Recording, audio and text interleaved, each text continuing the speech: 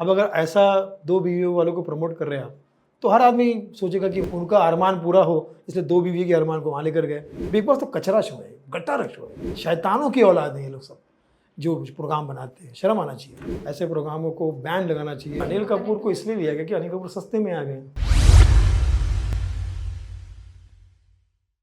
Sunil ji, big boss OTT season 3 की शुरुआत हो चुकी है।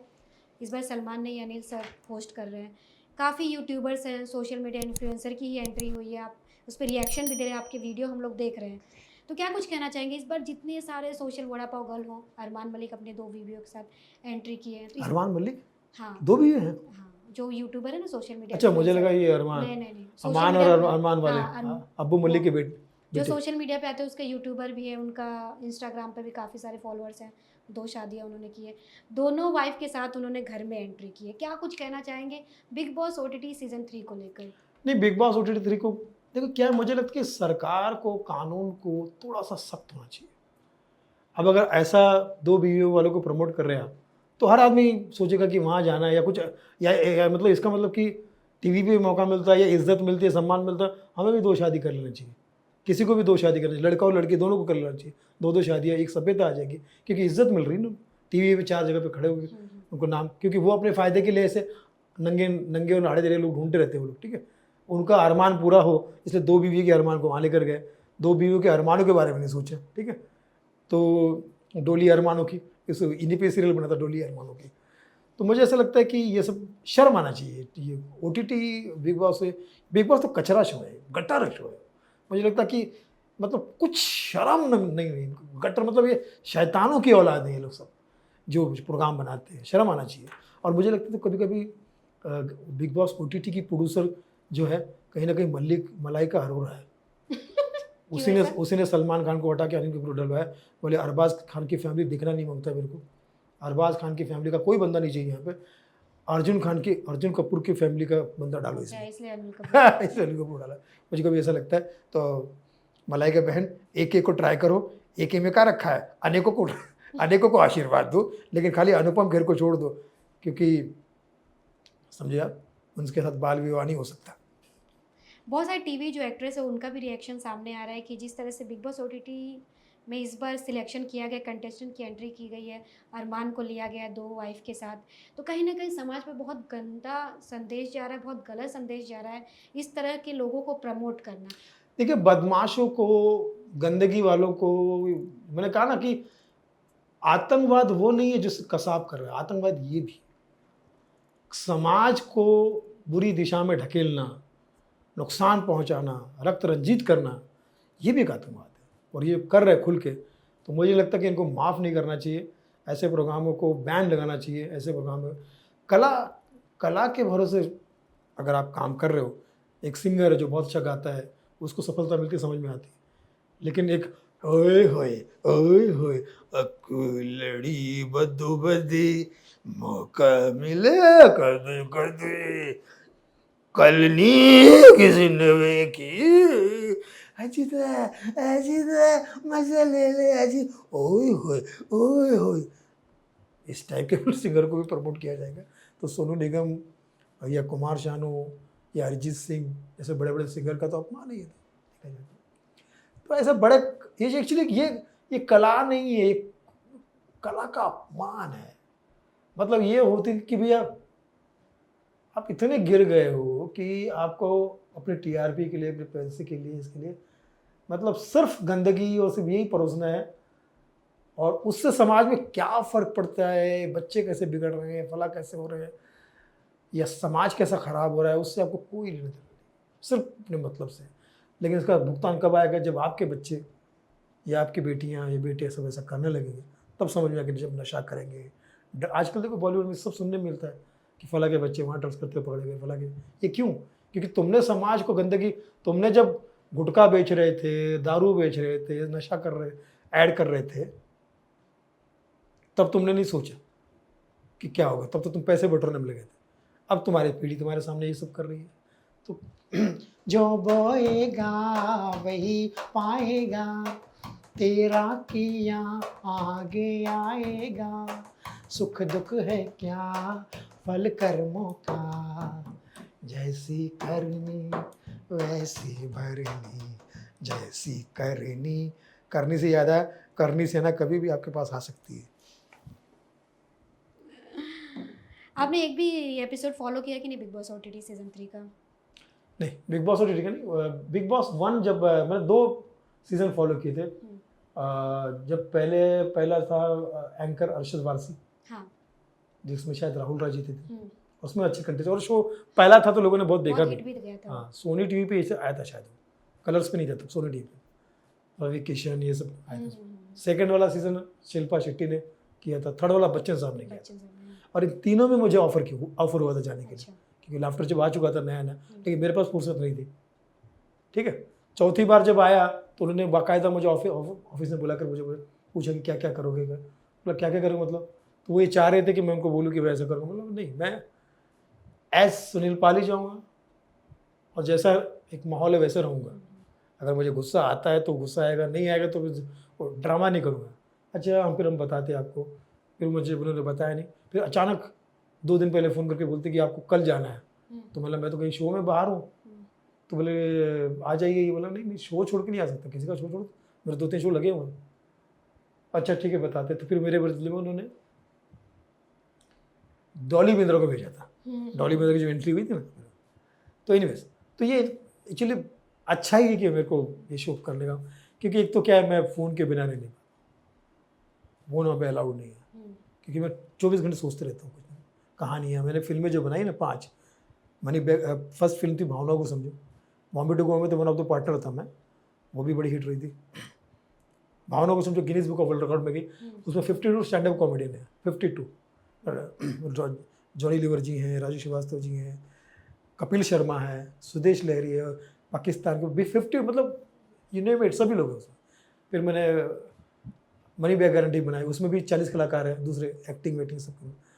फिर लॉकडाउन टू अनलॉक बनाई, बिग बॉस बनाई, और अभी मैं गाली गुलज।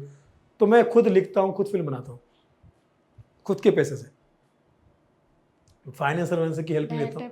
हाँ, मैं नहीं चाहता कि किसी का, मेरी शौक की वजह से किसी का नुकसान हो, मेरे शौक की वजह से किसी को शौक लगे, मैं नहीं चाहता। एनीवेज, सोनू निगम साहब के गाने हैं, उदित जी के गाने हैं, हम सबसे रिक्वेस्ट करके बोलता हूँ प्लीज़ आ जाइए। ठीक है, कल को कोई आपका भी काम हो तो मैं रिक्वेस्ट करूँगा कि भैया कर दीजिए। तो इंडस्ट्री में सब लोग मदद करते हैं एक दूसरे की, और करना भी चाहिए, क्योंकि दिमाग, अगर कला है आपके अंदर तो कलाकार को हर कोई मदद करता है। तो आपका सवाल ये था कि मैं देखता हूँ क्या।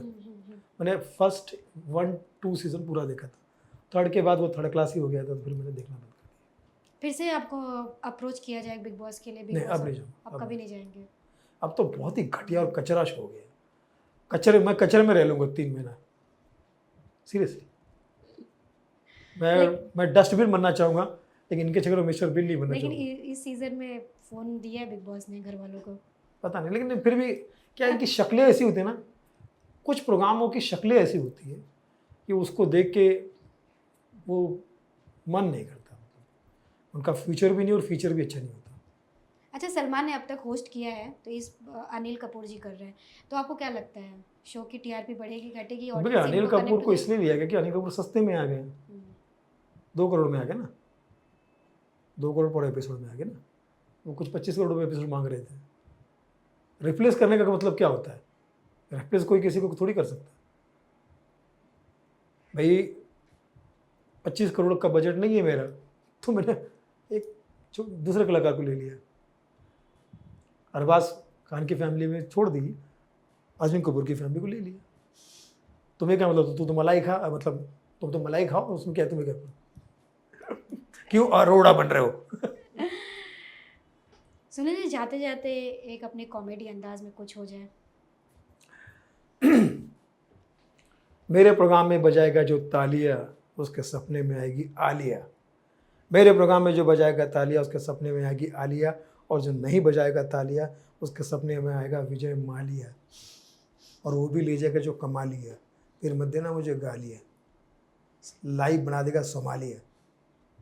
ये लड़की नहीं देश का गहना है, ये लड़की नहीं देश का गहना है, जो मेरा शेर पसंद ना करे, ये शेरनी उसकी बहना है। और ये जुल्फ़े हैं तुम्हारी या रेशम का जाल, ये जुल्फ़े हैं तुम्हारी या रेशम का जाल, जिसमें जू बन के फंसा हुआ है सुनील पाल। प्यार अच्छे अच्छे को मजबूर कर देता है, प्यार अच्छों अच्छों को मजबूर कर देता है, कंपनी के मालिक को भी मजदूर कर देता है। मैंने तुझे खरीद के दिया 2 BHK, मैंने तुझे खरीद के दिया 2 BHK, उसे भी कम खा के तू बेच के। तेरे प्यार में मैं इस कगार पे आ गया, तेरे प्यार में मैं इस कगार पे आ गया, जिस कंपनी का मालिक था उसी में पगार पे आ गया। और कल तक ये कहती थी मैं तुम्हें चाहूंगी युगो युगो, कल तक ये कहती थी मैं तुम्हें चाहूंगी युगो युगो, आज एक अमीर मिल गया तो मुझ गरीब को कहती है युगो युगो युगो युगो युगो। आजकल की लड़कियां बड़ी स्मार्ट हो गई, पहले लड़कियां बेचारी सिंपल थी, पूछती थी आपका फेसबुक पे अकाउंट है क्या, अब सीधा मुंह पे पूछती है फेसबुक के अलावा भी कहीं अकाउंट है क्या। और आदमी है फर्स्ट इंडिया का कर्मचारी, बोलता है हाँ है ना, बोले कहाँ अकाउंट है, बोले कहाँ, प्रधानमंत्री जनधन योजना में 1 रुपये में अकाउंट खोला था, 15 लाख आने वाले हैं। बोले कब, भगवान जाने, हम तो भक्त हैं। जो शादी का माहौल होता है, जो खाने की लाइनें लग रही थी काउंटर, एक उस पे हो जाए, वो काफ़ी ज़्यादा फेमस होते हैं। जो प्लेट लेके जाते हैं ना, ये भी खा ले, वो भी खा ले, वो भी खा ले, एक उस पे comedy. Buffet buffet buffet, buffet हाँ बुफे का, बुफे जिसको खाते भूखे। मैं तो शादी में हमेशा जाता हूँ तो अपने साथ 2 लोगों को लेके जाता हूँ, और एक मेरा ऐसा मानना है कि हाथ में एक बुके, हर फंक्शन में हाथ में एक बुके और साथ में 2 बुके होने ही चाहिए। और बाकी शादियों में जो लोग जाते हैं, खाना वाना खाते हैं, एंजॉय करते हैं, बस ये है कि शादी सोनाक्षी की ना हो, क्योंकि मुझे सुना कि कम लोगों को बुलाया गया था। हो गई शादी। कुछ लोगों को बुलाया गया, कुछ लोगों को भुलाया गया, कुछ लोगों को कहा तू चल आ जा, और किसी से कहा तू चला जा। तो मैं समझता हूँ कि सोनाक्षी सिन्हा की शादी जो है वो हो गई, और सलमान खान ने ये जोड़ी बनाई थी, रब ने नहीं, सलमान खान ने बनाई ये जोड़ी। मुझे ऐसा लगता है कि सलमान खान आगे चल के रिटायर हो गए तो मैरिज ब्यूरो ज़रूर खोल सकते हैं, जहाँ पर मैं कसम एक बार मैंने जोड़ी बना दी तो फिर मैं अपने आप की भी नहीं सुनता है। लोगों की जोड़ी बना रहे, अपनी क्यों नहीं बना रहे वो? मतलब जो आदमी मैरिज ब्यूरो चलाता है ना, उसका नाम भले प्रजापति हो, वो कुंवारा ही होता है। सलमान खान साहब मैं समझता हूँ कि शादी इसलिए नहीं कर रहे क्योंकि उन्होंने फिल्म की थी मैंने प्यार किया, उसमें डायलॉग था नो सॉरी, दोस्ती में नो सॉरी नो थैंक्स, शादी में ओनली सॉरी ओनली थैंक्स होता है। तो मैंने प्यार किया ठीक है, मैंने शादी किया नहीं चाहिए। तो इसलिए सलमान भाई, हालांकि सलीम साहब कभी कभी गुस्सा भी होते हैं, यार तुम मेरी औलाद हो या क्या हो, देखो हमारे खानदान में कुछ सीखो, अरबाज ने 2 शादी की, सोहेल दूसरी शादी करने जा रहा है, मैंने 2 शादी की और तू एक भी करने को तैयार नहीं, तू हमारी फैमिली का कोई गैर फैमिली का क्या है। तो ये कभी कभी हो जाए तो सलमान भाई एक शादी कर ही लीजिए कम से कम, इन सबके मुंह बंद करवाइए, ठीक है, इनके मुंह से बहुत बदबू आती है जब भी ऐसा सेंटेंस फेंकते, पता नहीं गुटखा खाते हैं क्या खाते, क्या करे इस गुटखा, जो सवाल पूछते और जब मुंह खोलते तो बदबू आती जैसे खाया हो गुटखा। तो जब शादी में आप जाते हैं तो जब खाने के काउंटर्स लगे रहते हैं, बुफे सिस्टम होते हैं, तो वहाँ का कैसा माहौल रहता है? ऑब्जर्व तो आपने किया ही होगा।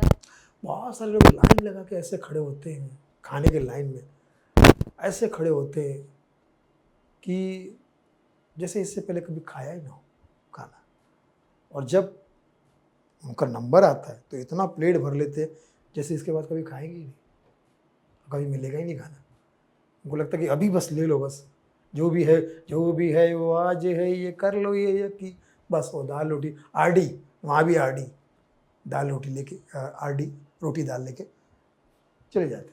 तो मैं समझता हूँ कि किसी भी शादी में जाए तो, क्योंकि मैंने देखा शादी जब हो रही थी तो दूल्हे के दोस्त जो है वो आशीर्वाद के लिए चावल फेंक रहे थे, कुछ तुम जैसे दोस्त थे जो आटा फेंक रहे थे। बोले ये क्यों, ये लोग चावल फेंक रहे, आप आटा क्यों फेंक रहे? बोले ये आशीर्वाद आटा है। कुल मिला के वातावरण ऐसे ही है शादी में। मुझे याद है दूल्हे के पास में उसका एक बंदा गया, दूल्हे को बोलता है भगवान तेरी रक्षा करे, दूल्हे से कह रहा है भगवान तेरी रक्षा करे, मेरी तो कर नहीं पाया। बोले कौन है?